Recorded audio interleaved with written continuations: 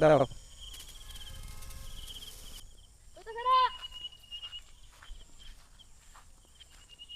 দেখা যাচ্ছে না তো, সাদা। হাঁস বিশ্রাম নিচ্ছে, কত সুন্দর দৃশ্য।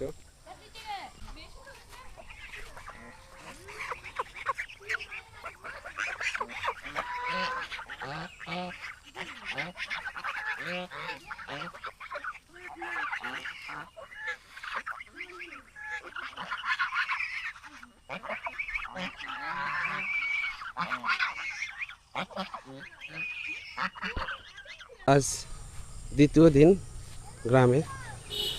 তো এখানে গ্রামে ঈদগাহ মাঠ না থাকার কারণে অস্থায়ীভাবে ঈদের জন্য শুধু ঈদগাহ মাঠ বানায়। তো এখানে এই যে দেখেন, গ্রামের লোকেরা সবাই মিলে এখানে ঈদগাহ মাঠ তৈরি করছে। আর যেখানে মাঠ ছিল সেখানে বর্ষার পানিতে ডুবে গেছে, তার কারণে এটা অস্থায়ীভাবে ঈদগাহ মাঠ বানাইছে। তো কালকে ঈদ, আগামীকালকে আমরা এখানেই নামাজ পড়বো ইনশাল্লাহ। দেখেন অনেক সুন্দর হয়েছে, উপরেও ইয়ে দেওয়া হয়েছে যাতে বৃষ্টির পানি না পড়ে।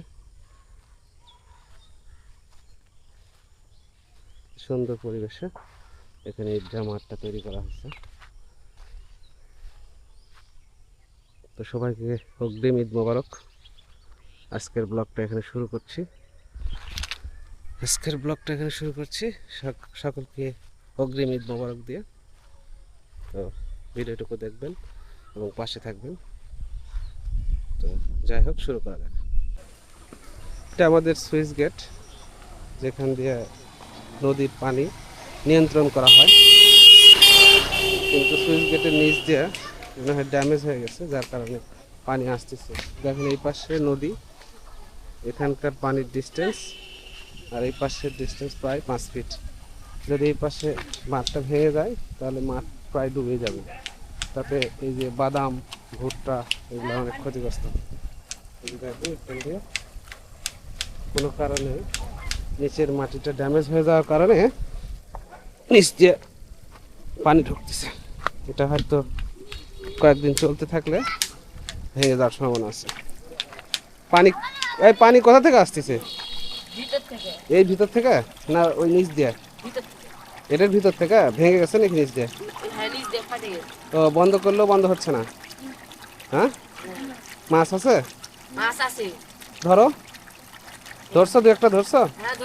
ওই ওখানে আছে, দেখি দেখি, এদিকে দেখো।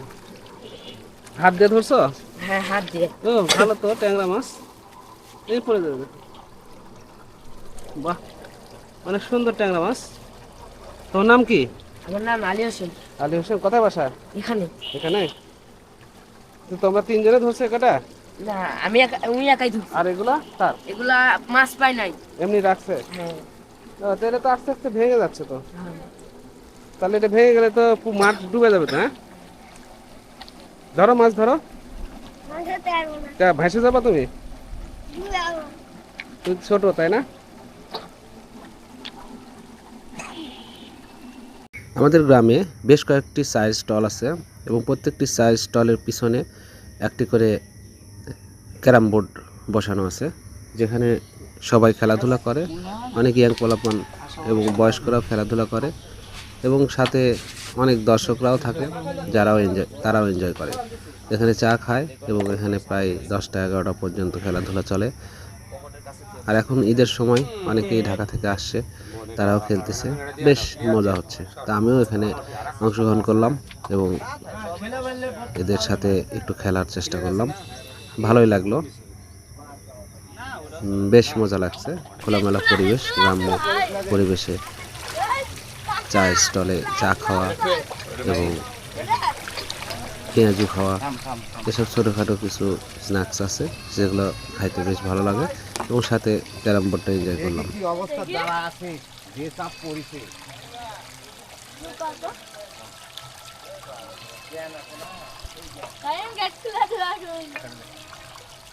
কি গেট খুলে দিবা? ইয়া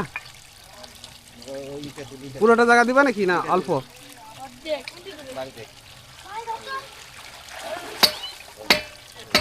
এটা আমাদের গ্রামের সুইচ গেট, যার মাধ্যমে নদীর পানি কন্ট্রোল করা হয়। যেহেতু নদীর সাইডে অনেক পানি বেড়ে গেছে, নদীর সাইডে যাদের বাড়ি তাদের বাড়ি প্রায় ডুবে যাচ্ছে, সেই কারণে সুইচ গেটটি ছেড়ে দেওয়া হচ্ছে।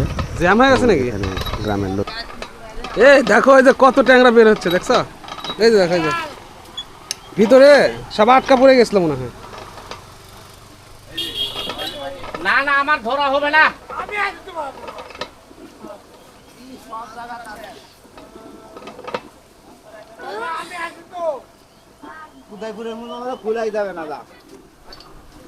সহযোগিতা করতেছে যে কিছু অংশ ফাঁকা করে দেওয়ার জন্য, হয়তো 1-2 ফিট অংশ ফাঁকা করে দিলে কিছুটা পানি নদীর সাইডে কমে যাওয়ার সম্ভাবনা আছে। তাই সকলে মিলে চেষ্টা করছে।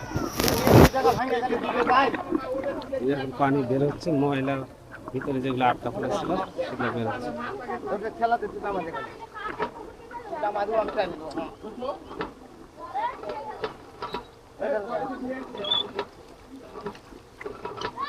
এদিক দিয়ে ভেঙে গেছে, তার কারণে পানি বের হতে হতে এটা ভেঙে যেতে পারে বাঁধটা। সে কারণে পানির চাপটাকে কমানোর জন্য এখন সুইচ গেটটা ছেড়ে দেওয়া হচ্ছে। কয় ইঞ্চি উঠাবা? হ্যাঁ, কয় ইঞ্চি উঠাবা ইয়া? 1.5 হাত। এ ময়লা সব বের হচ্ছে।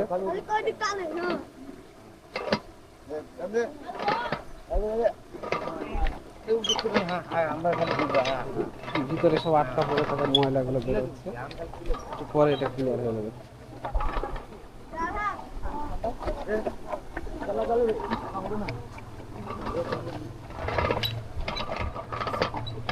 ছেড়ে দেওয়া হচ্ছে।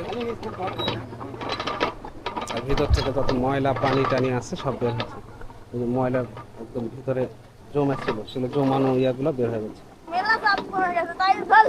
এই যে মাছগুলো আটকা পড়েছিল, এই যে বের হচ্ছে। ওই যে মাছগুলো আটকা পড়েছিল, ভেসে উঠতেছে। ওই যে ভেসে উঠতেছে, ওই যে ভেসে উঠতেছে। এখন তো মাছ হবে, জাল নিয়ে।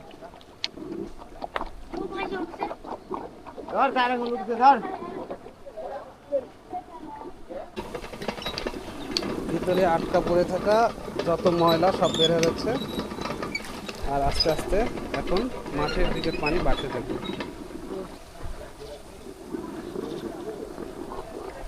চাপ করে আছে পানি।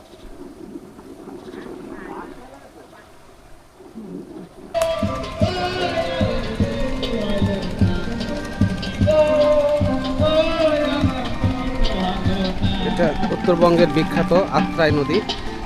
দেখেন কত সুন্দরভাবে স্রোত যাইতেছে। দেখেন বর্ষাকালে এই নৌকাগুলো মুভ করে এখান দিয়ে, যে বালির নৌকা, এটা ভলগেট বলা হয়। বড় বড় নৌকাগুলো বর্ষাকালে মুভ করে, কিন্তু চৈত্র বৈশাখ মাসের দিকে একটু পানি কম থাকে, সেই সময় ছোট ছোট নৌকাগুলো মুভমেন্ট করতে পারে।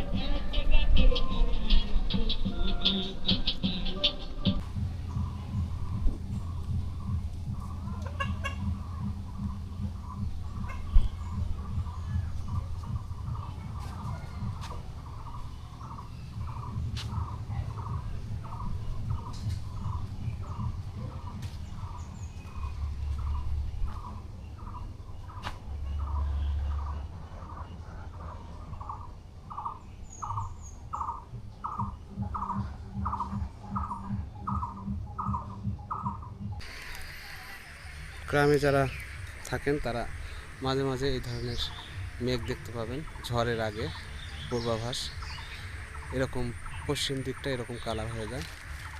এখন দেখেন গাছের পাতা একটু একটু নড়তেছে।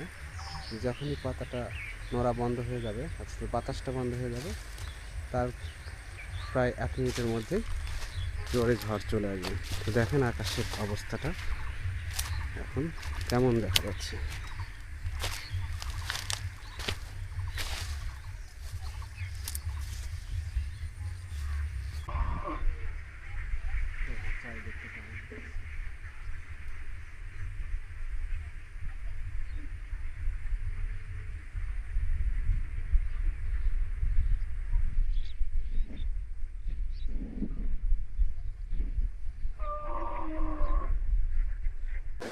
আস্তে আস্তে চারিদিক কালো মেঘে ঢেকে যাচ্ছে এবং হয়তো কিছুক্ষণের মধ্যে ঝড় শুরু হবে।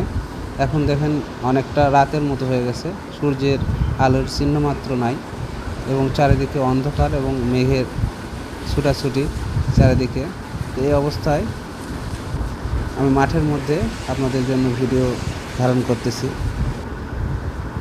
এই যে একটু পরেই দেখবেন ঘূর্ণিঝড়ের মতো চারিদিকে ঝড়ের আকৃতি ধারণ করছে এবং দেখেন গাছের পাতাগুলো কেমন হেলে পড়তেছে। এই অবস্থায় একটু অন্যরকম অনুভূতি কাজ করে। তো আপনাদের জন্যই রিস্ক নিয়ে এই ভিডিওটুকু করতেছি। তো আশা করি আপনাদের ভালো লাগবে এবং দেখতে থাকুন।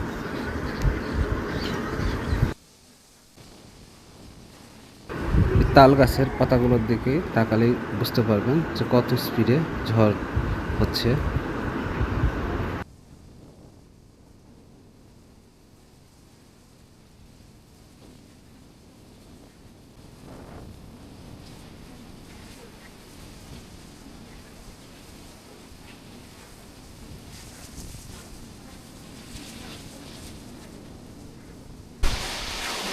পরের দিনে আম কুড়ানো অনেক মজা। দেখেন আম পড়তেছে গাছ থেকে, কত আম।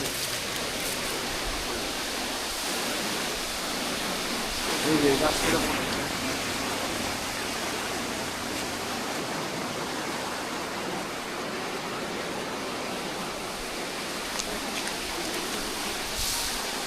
এই যে এটা পাকে